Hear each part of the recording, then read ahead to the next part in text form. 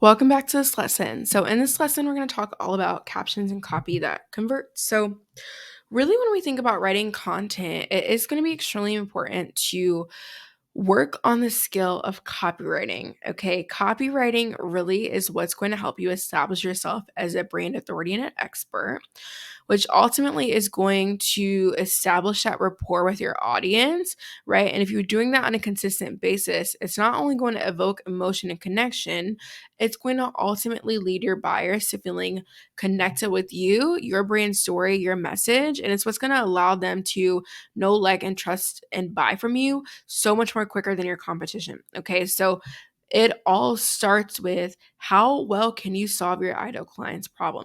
Okay, so let's kind of break it down. One of the biggest things I always get asked is like, how do I know how to, like, which content to create? Like, how do I know where to figure out how to create content? So here's the thing. Creating content can come in so many different ways. And I'm going to talk about some of my favorite ways, but creating content really oftentimes comes in the moment, right? Sometimes some people are better at batching it, some people are better at creating it in the moment. I myself create content a lot of the times in the moment. But for some of you, it may be that you map out on a Thursday afternoon for hours twice a month to be able to create your content. Okay, so whatever floats your boat, just know that there's no right or wrong way. Okay, so let's kind of talk about how to find content ideas, especially if you're a little bit more, if you're just getting started writing content. Okay, so you can find content from your market research. There's a whole lesson on how to do market research, your surveys, etc. You can also find it from polling your audience. I'm always a little bit cautious of recommending that because I really want you to only take market research from and polls from an audience that's actually full of ideal clients. So if you have a bunch of family and friends, then I wouldn't necessarily poll your audience. The third place is competitor research. So you can look at what are people saying in the comments of your competitors? What are they still maybe struggling with? What are they asking about that maybe hasn't gotten answered yet, right? You can always kind of come up with content ideas that way as well. Another hidden gem is that you can go to Amazon Books and look at the review section. Look at what are people still asking questions about? What are people confused on? What are people saying they loved? Right? That's going to be a really great place because books are such a great way to learn. So when people go out of their way to leave comments and engage, like those could be the best possible buyers. So definitely leveraging them. Also from your program roadmap phases, like look at all the content that you're creating with your program roadmap, look at each week and use all of those topics as content, right? Now you're not going to teach exactly what you're going to teach inside of your program, but you're going to really talk about what people need to do and not how they need to do it. And then the last couple of places that you can look is really think about like what you don't agree with. Oftentimes it's so much easier to come up with content when we think about, oh, I really don't agree with, XYZ. Like say you're a sales coach and you're like, I really don't agree with um permission-based marketing or whatever. I saw that on Facebook today. Somebody was like, I don't like permission-based marketing, like, which is crazy. I love permission-based marketing, by the way, but maybe you don't. Like maybe you think it's too overkill, maybe you think it's too whatever. So you really want to think about some of the misconceptions in your industry.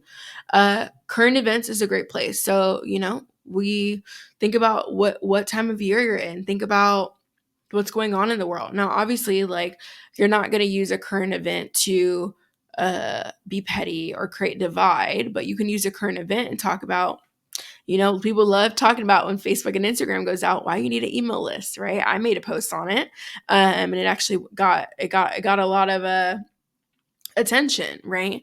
So I used a very current event to my benefit. And then lastly, there's a fun website. You can go to answerthepublic.com and you get a few searches per day, and that you can literally type in exactly what and how you would say it, and then it's going to pull up so many different topics. Okay. And then ultimately, you want to use all of this in combination to tie into your own personal story and past experiences. Okay. So let's kind of talk about the frequency. So you really want to post on social media 3 to 4 times per week organically. I will never tell you to post every single day, but what I will tell you is that consistency does matter. Okay, so you can post as many pieces of content that you would like, but you also, I'd rather you be consistent if you can only do 3 a week than creating like 7 pieces of content that are garbage, right? So we really want to focus on quality and quantity, right? But it's really finding that harmony. And for a baseline, we really want to tell a story 3 out of 4 times. And that fourth time, we really want to make a direct ask every single week, right? It's the quickest way to get calls in your calendar. It's the quickest way to tell people that you're open. And you really want to focus on asking people and giving them something, like giving them a direct offer, okay? Because with the algorithms, your prospects don't always see your content. So the more that we can get in front of them, the more that we can nurture them, the more that we can not necessarily give away tons of free tips, but tell stories and relate with them, because people are going to buy from somebody that they relate to. People are going to buy from somebody that they see themselves in. So that's why educational content used to be so good, but as the landscape has changed, really, like, oldest time storytelling. Think about historical books, right? You all know some very historical books. Those books are stories. It's a combination of stories, okay? So with your content, I really, really want to focus on you creating storytelling content, and then one direct ask posts a week. Okay. So let's kind of break down a storytelling example here. And I would love for you to, when you take this lesson guide, to take it, and then I want you to go write your little heart out. And no, it's not going to be perfect first, but it will get better. Okay. Copywriting is a skill set that gets better with time. So please do not beat up on yourself. I've had so many entrepreneurs and coaches go through, and they beat up on themselves because their content, they feel like it's not good enough. Newsflash, it's never going to be quote unquote good enough if you don't ever put it out. Okay. So you've got to put it out there. All right. So let's kind of break down the storytelling example. And I really broke it into a few different sections. So arguably the most important is going to be the headline/hook, right? Because this is where you're going to really call the readers in. Okay. So we really want to be very straightforward. We don't want to be generic. We don't want to be boring. We don't really want to do a lot of how-to. How-to is good. It has its time and its place, but really focusing on shifting your client's beliefs, right? And solving the problem, right? Here's the thing. Your clients want something very specific, and they have a very specific way of asking for it. So you don't need to be fancy. You don't need to talk to them being like the number one secret to, tripling your revenue and getting 1 million clients in 5 minutes. Like, we don't need to do all that, right? What we need to focus on is speaking in the way that they speak and drawing them in, right? So secrets, steps, why it's not working, right? Why something's not working and how to fix it. That's a powerful one. Okay, how boring would it be, like, how to get more clients in your business? Like, okay, everybody's talking about that. But like, what if I can say the number one secret to increasing your revenue and getting more clients? That's going to draw the reader in. So think about how can you wow the reader to stop, right? That's what we want to do in the headline. Okay. Now the next piece, and this can look different in every storytelling post, but you really want to create emotional connection. So you want to use language like "just like you," or "I was there too," or "I get it," right? You want to create that emotional connection because you want them to know that you are at a human level just like they are. Okay. You are just like they are. You don't want to create this like power dynamic where you're so separate from them. Okay. So you really want to say, like, just like you, I too was wondering the exact same thing earlier last year. So you want to create a frame of mind, a frame of reference, a frame of contact. Okay. So really narrowing it down to specific time points, specific seasons, where you were at, right? You really want to paint that picture. Okay. And then you want to break down like what you were going through, what you were wondering. Break it down like in put yourself in your ideal client's shoes. Like, what are they wondering? What's going on in their head right now? What are they up Googling at night? Okay. That's what you want in this section.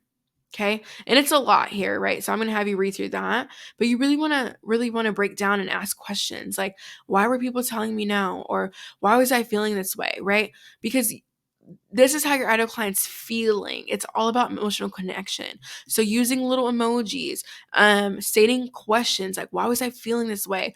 Why didn't anybody get me? Why wasn't anybody listening to me? Right? Those types of questions are powerful. Okay. The next thing that you want to do is create a value proposition, right? You want to say it was my big aha moment. You want to talk about when everything changed, right? That's what we want to focus on. Like, when did everything change?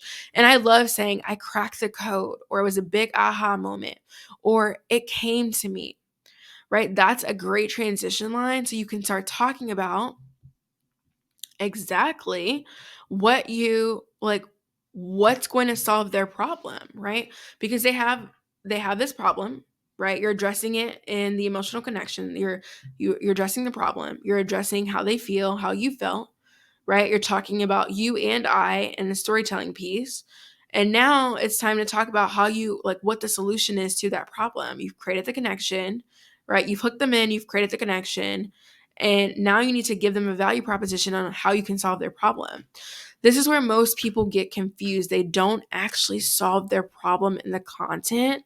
So it leaves the reader, the consumer, the client confused because they're like, okay, well, this is a great story, but what else? Like, what's next? And what? Like, why is this important to me? Okay. So now we really want to demonstrate our expertise here. We want to give that value proposition, right? And then we want to talk about and break it up with emojis. Like, this works great, right? Talk about like what actually needed to happen. You're not going to give away the how. Like in this example, I say, I need to have more conversations. That's how I solved my problem. But I didn't say how to have the conversations. I didn't say what I said in the conversations. I just said, this is the aha moment. I had this aha moment, this epiphany moment, right? I needed to do XYZ. And then finally, like, this is a problem that I had to solve, right? And then fast forward, this is the result that I got, or this is the result my client got. Okay. So we really want to tie it back into once I've cracked the code, once I had my aha moment, this is what happened for me, right? And it didn't take the thing that they hate. It didn't take tons of fancy tech or tons of email or tons of extravagant ads. Okay. It took a simple 3-part framework and approach to make it happen. So in this section, we want to talk about the result in the value prop. And then we also want to talk about how simple it was. Okay. Now, we're not going to say it was easy, but we want to say it was simple because the simpler, the better. The more likely the person's going to take initiative to reach out because at this point, if they're still reading, they're really interested. Okay. So now we have to like basically prove our case. Like, I figured it out and now I want to help you. Right now, we want to make the invitation, okay? The call to action. I figured it out. Now I want to help you. I've cracked the code. Now I want to help you. My framework was simple. Now I want to help you because this is what you want. You're tapping into the minds of the buyer, right? We initiated the problem at the beginning. We agitated it. We talked about all the emotional issues that we were having. Right now, we're solving the problem. Like, this is what I did to solve the problem. Now I want to help you, right? Problem, agitate, solve. It's a basic copywriting formula. Okay. And then lastly, right? Call to action, solve, give them the next step. They woke up with a problem today. They ready to solve it. Let's solve it. Let's invite them. Let's give them an option to work with us. Okay. It's not pushy. It's not salesy. They've just sat here and read a long caption. They ready. They are ready. Okay. So this is a storytelling piece of content. Read through it, look at the words, understand the words, mimic the words, and get really specific with your words. And we're going to keep testing it and writing and writing and writing. And you're going to get better and better and better. Okay. All right. And then you're going to insert your call to action here with your link, with send me a message, whatever it may be. Okay. I've put some alternative CTAs here, and I've also put some additional tips. Okay. So let's talk about these additional tips here. Break up the text, right? Nobody wants to read a block of text. Have you ever seen somebody post on social media and it's like no spaces? It is very hard to read, right? And I know a lot of my peers that are like neurodivergent, like they can't read it, they just bounce off. So like let's make it as easy as possible to read. Okay, so break it up with some emojis. Don't get too crazy with the emojis, but breaking it up is helpful. Creating spaces, right? The call to action doesn't always have to be a link to book a call. It can be an invitation to send me a message, right? And then use a lifestyle photo or selfie, right? We want to use that with our caption, okay? Because it's going to stop them in the scroll, right? Your headline and your graphic is what's going to stop them. And then your copy is what's going to keep them reading to take the next step. Okay. Now let's kind of break down quickly the direct response, right? This is direct response copywriting because you're asking for a direct response in an offer, right? You're making an offer. Okay. So here's your headline, right?